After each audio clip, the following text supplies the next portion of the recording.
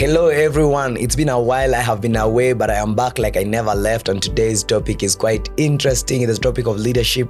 At some point in your life, you have been a leader. Either at home, you are left to take in charge of you, to be in charge of your siblings. If you are a member of a team, you are definitely called to be a captain. If you are in a class, you are at some point called to be a class rep.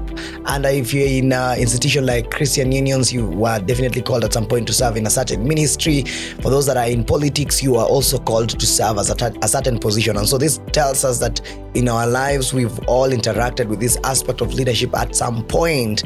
Even those small groups in class where you are just called to be a group leader and told to organize the rest of the team to do something. I mean, that tells you that you are once in a position of leadership, and therefore this topic is crucial and important for us to discuss about it today.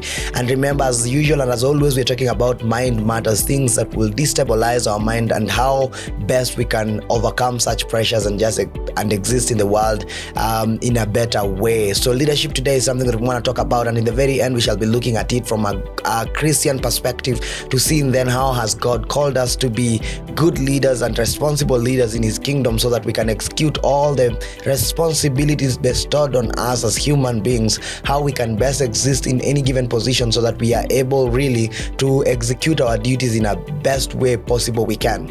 If I look around in my life, I have been a leader almost 60% of my life. Since when I look back, it's from around class 7 there, I started my leadership journey. Class 8, I also did lots of leadership here and there. I was a school captain. At the same time, I was serving as a CU chairperson. I went to high school. I also did lots of leadership here and there. At some point, I was serving as the class prefect in my former school. I also went through serving in other departments like environment captain. I did school captain. I was a CU chairperson and many other clubs responsibilities that we were given then. I also came to the university where I got myself again into leadership. I was serving in several committees before I served in the executive committee twice, and this has been an amazing and a wonderful journey. Back at home, I have also served in different committees that have helped me and given me an opportunity really to execute my leadership abilities at a society level and just to appreciate what God has put in me. But that is not the main point of today's discussion. I'm just here to ask us several questions. Do we believe that leadership is a calling, that this is something that God summons us to do, a specific responsibility for a certain specific time in our lives? For example, do you say that God has called you to be a leader of a certain organization between this year to this year, so that in those period of time, in that span of time that God has placed you there, you are able to really execute everything that he wanted you to do it in that specific time? So I'm a man who believes in God's calling, and therefore I believe that God's calling is God himself summoning people to do a specific responsibility, as we'll see in Exodus 3, looking at it from 1 to almost 9. Moses is called into leadership, and God does not just call him. God goes ahead and expounds on why he's calling him. He says, Moses, I have called you, and because I have had the afflictions of my people, and I have heard that they really need a leader and they are going through a lot, so I'm calling you to fulfill a certain purpose. It's important to actually know, before you accept to be in a place of leadership, one key thing that you should factor in is, why am I being called to be a leader in that space? Do I have what it takes to fulfill that responsibility? And that's why in any given setting, you realize it's never just one position. There are so many positions in a setting of leadership, where there's the one who is in charge of everybody else, and then there are other subcommittees that really support in the main committee, and within the committees, subcommittees, there are also other responsibilities that we end up engaging with. And that tells you that leadership has levels, and therefore you don't just say yes to a certain position. You must assess yourself and ask, do you have all that it takes to really lead? And we see this with Moses, because when God called him to lead, he looks at himself, and there are things that do not seem quite right and okay with him. He looks at himself and he says, God, you know what? You've called me to go and speak on behalf of these people, but that is the one thing that I do not have. I do not have the ability to speak well. I am a stammerer, and therefore I cannot express the issues of these people before Pharaoh. And therefore he complains before the Lord, and he goes ahead and says, God, you also know what I did in that land, and therefore I have no confidence of going back. But looking at the whole story, how it goes, God calls Moses because God knows what he can do, the abilities that this man has. So it is only God who knows how far we can go with the responsibilities given, what we can become. It is God who knows. So Moses goes ahead and believes in God, and God says, I'm not just sending you alone, there's someone else I'm giving you, there's your brother Aaron I'm sending you with, so that you are able to, he's able to really help you when it comes to matters of speech. But again, as bold as you are as a leader, you are called to do that which you can do. So Moses agrees and he goes ahead, and we know how that story goes. There's also this common thing that happens when we are called into leadership. There's something common that we always say, hey, the part where we complain and say, I'm so young to do that responsibility, or there's something that I don't think I really have the ability to do it. And I think I was just reading my Bible in the book of Jeremiah, and I was looking at Jeremiah's calling, and that was really so special to me, because Jeremiah goes ahead and says, God, I am a young man, I'm still too young, there are things I cannot do. But God goes ahead and tells him that, you know what, I'm going to be with you. If you read Jeremiah 1 to around 6, you will realize that the Bible goes ahead and says that I will go with you to the end of time. Therefore, do not worry, because I am with you. So leadership, I would always say that its source comes from the Lord. It is him who knows our abilities, and then he goes ahead and calls us, summons us into specific responsibilities, and then he allows his grace to be with us so that we are able to execute these duties. First Timothy, for those that have read First Timothy 3, it talks about the qualities of a good leader, and it does not just talk about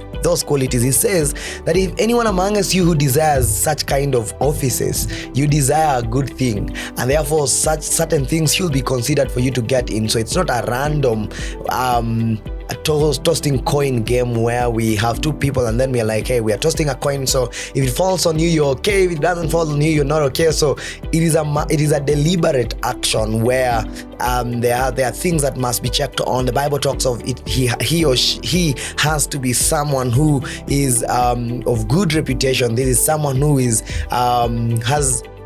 loves other people. This is someone who is responsible enough to do these responsibilities. So these qualities are put specifically to ensure that also when it comes to us considering leaders, we are able to look at some of the things that are important for us to really put in. So what was your hardest and difficult point of your leadership? For those ones that are like, I have not led like so many people, probably let's look at a scenario where you have been given a simple responsibility of managing your siblings. Do you remember you were actually given that task and you thought it was so easy, and then at some point you realize how hard those people could be? They could be 2 or 3 or 4, but I mean, just to manage them, it was so tough, because everyone at any given point wanted to do something that was pleasing to themselves, and at some point you just needed to stand bold and say, hey guys, we are not doing a certain thing. But it was so difficult despite them being a smaller number. So that tells you that that leadership is key and sensitive, and it doesn't matter how many people you are leading. There are key things that you need to focus on. One of them being, you need to be very intentional. You need to know your boundaries as a leader. So you need to know, what exactly have I been called to do? So if I'm taking care of these siblings, what can I do to them? What can't I do to them? Which directions am I supposed to lead them? What am I supposed to educate them on? So that you exactly clearly know your boundaries and what you can do and what you cannot do, so that you don't end up really being too much on their end, or also insufficiently giving what they would expect of you. For those that have served in different places, like being a class rep and other places, you know very well that you are called to do something specific. And one thing that you noted is that even in that small capacity, there was something that was expected of you. There are groups that did not get good marks because the one who was in charge of that group did not really take all his or her responsibility with lots of seriousness. Perhaps maybe you assumed, leading, everybody has common sense here, and therefore they need to know by themselves that we are here to do work and I'm not supposed to push anyone. But you realize that even with that common sense, still is that place where as a leader you're supposed to come and push a little bit so that these people can actually really work. Actually, the reason why you are even called to be a leader in that setting is because whoever appointed you to be a leader clearly knows why they have appointed you to be there and its significance in that setting. So it's important as a leader to clearly know that no matter how big or small you have been called to serve in a specific setting, that you are supposed to give your best, because that's what God has called us to do in any given setting. So leadership is key, it's important. And remember, for those people that maybe you're looking at all those things that I've mentioned, you don't consider yourself that you have been in a certain leadership position. You've never taken care of your siblings, you've never been an area MCA, you've never been like in politics, you've never been like a Christian chairperson, you've never been like you've never served in any committee, you've never even served anywhere, you've not even been a secretary in someone's wedding committee. It is something just to let you know that leadership can never be avoided.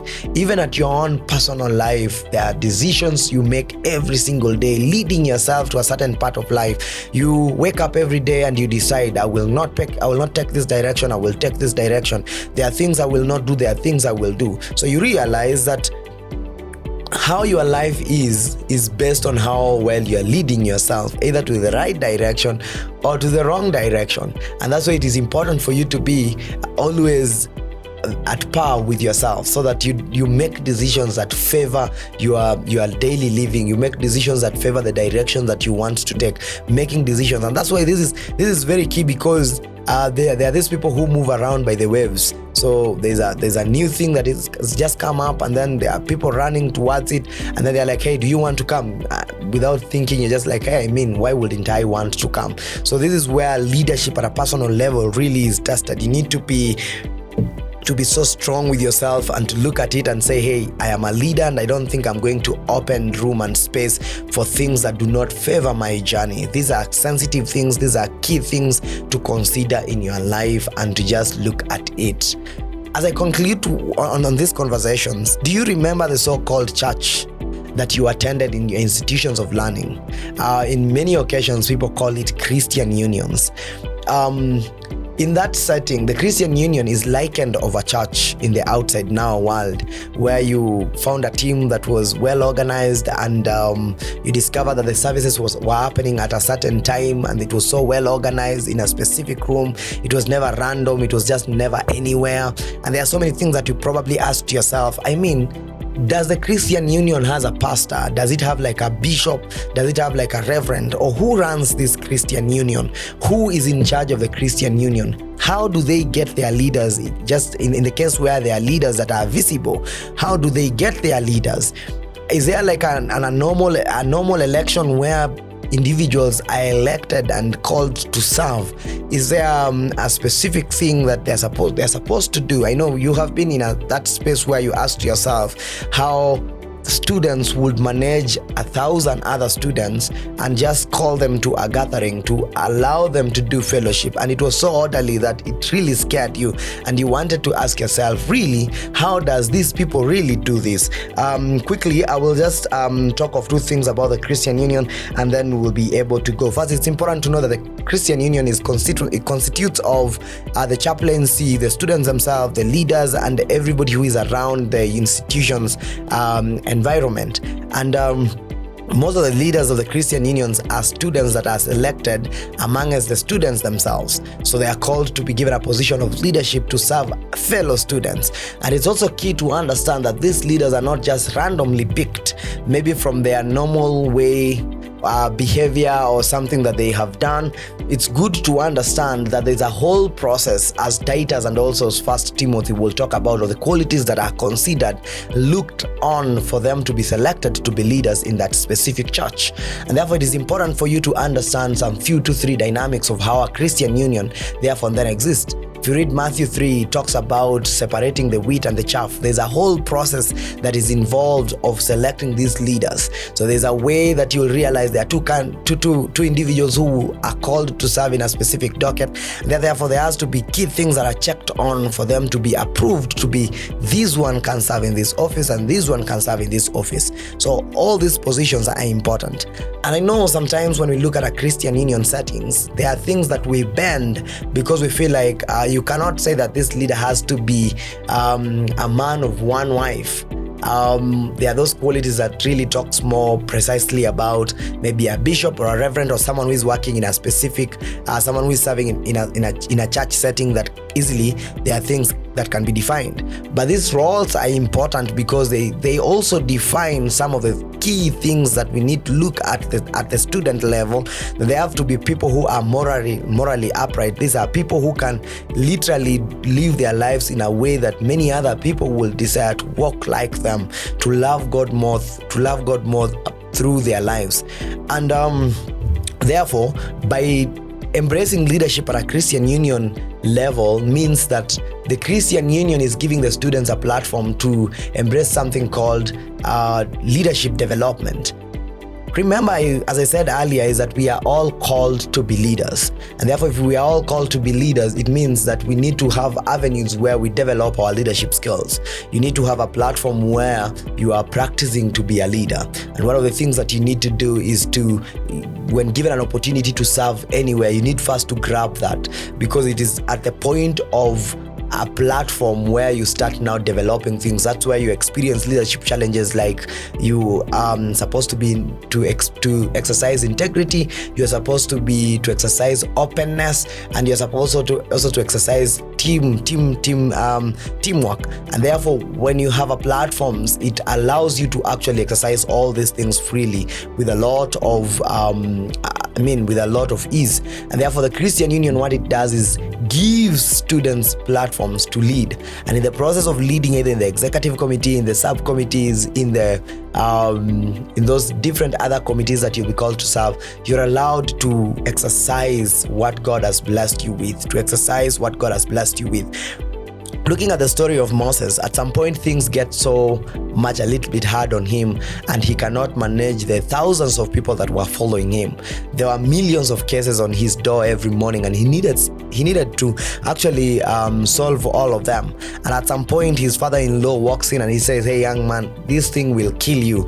You need other people to help you in leadership." So this tells you also that leadership is not a one-person game. It is never a one-person game where there's one person in the show and they are running everything by themselves. Leadership is about coming together, forming a chain of one another where you can lean on each other and move as a team. So what Moses does, the father-in-law tells him that you need to select noble men that love God, men that now will help you to solve these cases, so that at least some of this burden can be taken off. And you see, what that meant is that the moment leaders were selected, those leaders that were selected were undergoing something we call leadership development. You're now able to easily grow from one levels of your skills to another level. If you are impatient with people, then you really slowly learn to be very patient with people. If you had issues of probably communication, you end up learning how to communicate with people and being just ease with everyone, because people also are different in their own personal space.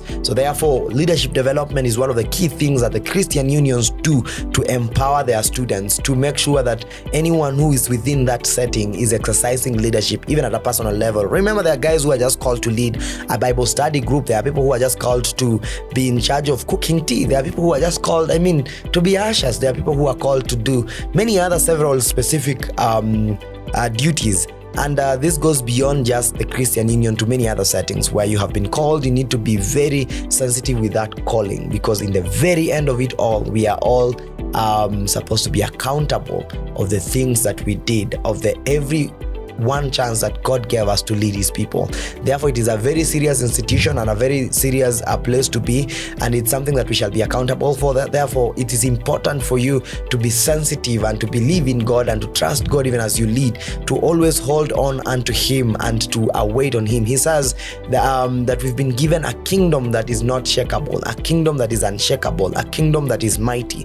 Therefore, being leaders in such a kind of a kingdom tells you that you need to be bold and to believe in God who called us. So as you practice leadership in different levels of your life, I'm wishing you well, and I pray that you will not allow that to bring pressure, because again, leadership is something that if you do not take care of it, it might actually overwhelm you, because sometimes there are people who have been called into millions of positions. So you find there's a person who is a chairperson in a certain organization, the same person is managing someone's wedding committee, the same person has a responsibility in their home, the same person has a responsibility in their nearby chiefs matters, and therefore you realize that the same person is overburdened.